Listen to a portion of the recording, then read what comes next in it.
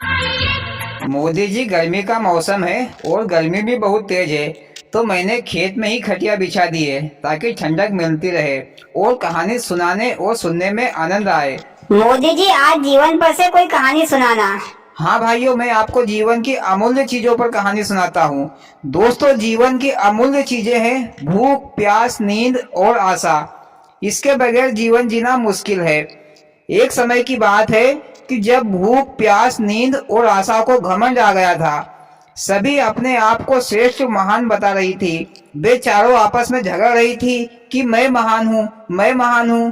तभी एक बूढ़ा आदमी उनकी बातें सुन रहा था। तो वह बूढ़ा उनके पास आया और बोला, देवियों, तुम आपस में क्यों झगड़ रही हो? इस बात का न्याय राजा से करवा लो कि कौन श्रेष्ठ है। यहाँ का राजा बड़ा ही बुद्धिमान और चतुर चालाक है। फिर उन चारों ने फैसला किया कि इसका न्याय राजा से करवा लेते हैं। फिर वे चारों राजा के दरबार में पहुंची। राजा ने कहा कि आप देवियों की क्या समस्या है? तो भूख बोली कि राजन, मैं सबसे श्रेष्ठ हूँ। मेरे लिए लोग नाना प्रकार के भोजन पकवान बनाते हैं और साफ शुद्ध थाल में परोसते हैं। तब जाकर मैं भोजन करती हूँ और मेरी भूख शांत होती है। तो राजा ने कहा कि चलो ठीक है, मैं तुम्हारी परीक्षा लेता हूँ कि आप सचमुच सबसे श्रेष्ठ हैं या नहीं।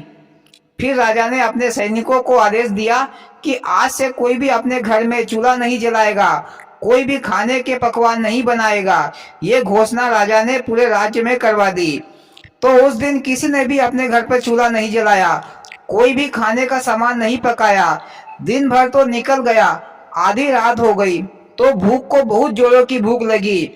तो वह घर घर जाकर देखने लगी कि खाने को कुछ मिल जाए, पर उसको किसी के घर भी खाने को कुछ नहीं मिला। तो बाहर घूम रहे चूहे जो 2 दिन की बासी रोटी लेकर खा रहे थे, तो भूख ने उन्हीं चूहों से बासी रोटी को छुड़ाकर खा गई और अपनी भूख शांत की। मोदी जी, भूख को घमंड नहीं करना चाहिए था। अच्छे खासे खाने पीने को पकवान मिल रहे थे। घमंड के चक्कर में चूहों की झूठी और बासी रोटी खाना पड़ा। मोदी जी, वो कहावत है ना कि आदमी खा खा कर गगाने लगता है, वही भूख के साथ भी हुआ। हाँ, फिर मोदी जी आगे क्या हुआ? आगे ये सब प्यास देख रही थी कि भूख हार मानकर थक गई है।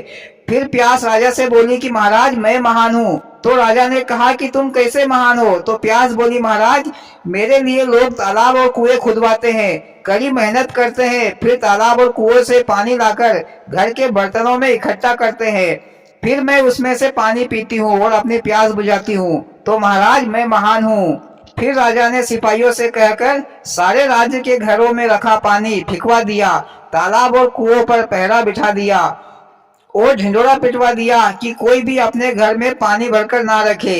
तो सभी प्रजाजनों ने ऐसा ही किया। 4-6 घंटे हो गए तो प्यास को बहुत जोरों की प्यास लगी। तो वह सारे राज्य में इधर उधर पानी की तलाश में घूमने लगी, पर उसको कहीं भी पानी नहीं मिला। फिर वह जंगल में गई तो उसे एक नाले में सड़ा गला पानी दिखा। तो प्यास ने उसी पानी को पिया और अपनी प्यास बुझाई। बस मोदी जी, प्यास की भी हेकड़ी निकल गई, आ गई अकल ठिकाने, आ गई सीधी लाइन पर। हाँ भैया राहुल, सही कहा। आगे ये सब नींद देख रही थी कि प्यास भी घूम फिर कर थक कर हार मान गई है। फिर नींद ने राजा से कहा कि राजन, ये सब तो नकली खिलाड़ी है, असल में तो सबसे महान और सर्वश्रेष्ठ मैं हूँ। मोदी जी, अब तो मेंढकी को भी जुकाम चढ़ गया, मुंह के बल गिरेगी नींद भी। तो भैया राजन ने कहा कि देवी, आप कैसे महान हो? तो नींद ने कहा कि महाराज, लोग मेरे लिए पलंग, गद्दा, रजाई बनवाते हैं, मखमल के गादीदार बिस्तर लगवाते हैं, फिर जाकर मैं उस पर आराम से चैन की नींद सोती हूँ। तो महाराज, हुई ना मैं सर्वश्रेष्ठ? राजा ने कहा कि ठीक है, अभी देख लेते हैं।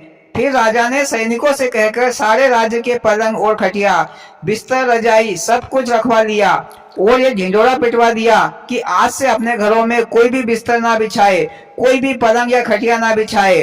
फिर राज्य के सारे लोगों ने अपने अपने घरों में खटिया, पलंग और बिस्तर ना बिछाए।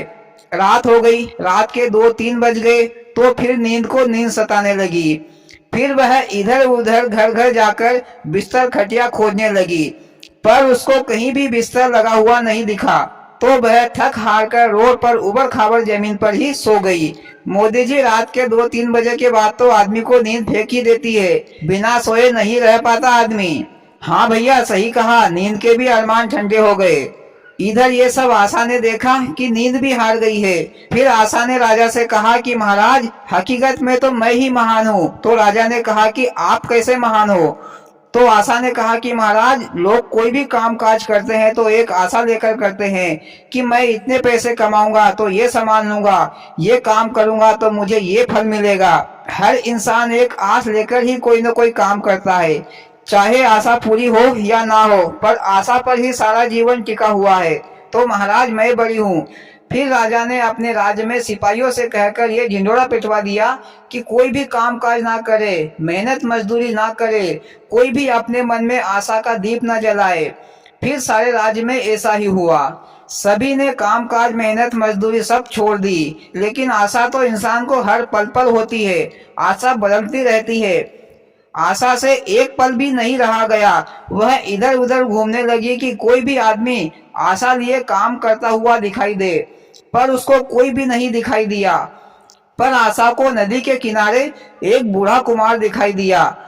वह कुम्हार अपनी झोपड़ी के अंदर दीप जलाकर मटके बना रहा था। तो आशा उसके पास गई और उस बूढ़े कुम्हार के सारे मटके सोने के बना दिए और उसकी झोपड़ी को भी महल में बदल दिया, क्योंकि बूढ़ा कुम्हार ये आस लगाकर काम कर रहा था कि मैं मटके बनाकर बेचकर एक बड़ा सा महल बनाऊंगा। मोदी जी, बूढ़े कुमार के पैर तो कब्र में लटक रहे थे, फिर भी महल में रहने का सपना देख रहा था। भैया अखिलेश, एक देसी कहावत है आशा के बारे में कि आशा मरे ना तृष्णा मरे, मर मर जाए शरीर। आशा कभी नहीं मरती। आदमी जब मरता है तो वह इच्छा करता है कि मुझे लड्डू खाने को मिल जाए, पेड़े खाने को मिल जाए, मखमल के गद्दे पर सोऊं। आशा तो बूढ़ा और जवान सबको होती है। फिर राजा ने न्याय किया कि भूख, प्यास, नींद और आशा में से आशा सबसे बड़ी है, महान है। हर इंसान कोई न कोई आस या उम्मीद से ही काम काज, मेहनत मजदूरी या अनेकों कार्य आस लेकर ही करता है। बिना आशा उम्मीद के कोई भी इंसान कोई कार्य नहीं करता। इस कारण आशा श्रेष्ठ है। और भैया, कहानी खत्म। वाह मोदी जी, क्या कहानी सुनाई, दिल खुश हो गया। और भाइयों, आपको कैसी लगी मोदी जी की कहानी? अच्छी लगी हो तो प्लीज वीडियो को लाइक और चैनल को सब्सक्राइब करें। भोलेनाथ सबके साथ।